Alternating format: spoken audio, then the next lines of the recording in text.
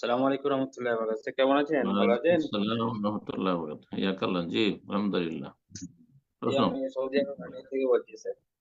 মাশাআল্লাহ, বলেন প্রশ্ন। জি, আমি দেশে গিয়েছিলাম এই সেই 2 সপ্তাহ হলো।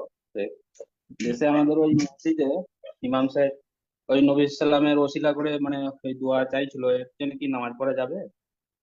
তো এটা কি বড় শিরকের পর্যায়ে পড়ছে?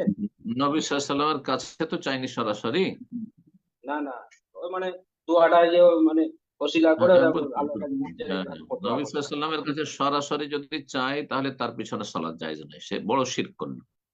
আর যদি বলে হে আল্লাহ তুমি নবীর ওসিলায়, হ্যাঁ, আমাকে আমার দোয়া কবুল করো, তাহলে এটি বেদাত করলো, হারাম কাজ করলো, গুনাহগার।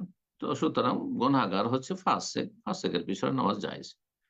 যেমন কারো টাকনা নিচে যদি কাপড় থাকে, দাড়ি না থাকে, অথবা সিগারেট খায়, হ্যাঁ, জর্দা খায়, তার পিছনে নামাজ জায়েজ আছে। ঠিক ওই রকমই যেই ব্যক্তি নবীর ওসিলায় দোয়া করবে সে বেদাতি, বেদাতির পিছনে বেদাতি, কিন্তু বড় বড় কুফরি, বড় শিরক করলো না। হ্যাঁ, এই পাপী ফাসেকের পিছনে, ফাসেক বেদাতির পিছনে নামাজ জায়েজ, যদি বিকল্প ব্যবস্থা না করতে পারে, উত্তম বিকল্প না পান।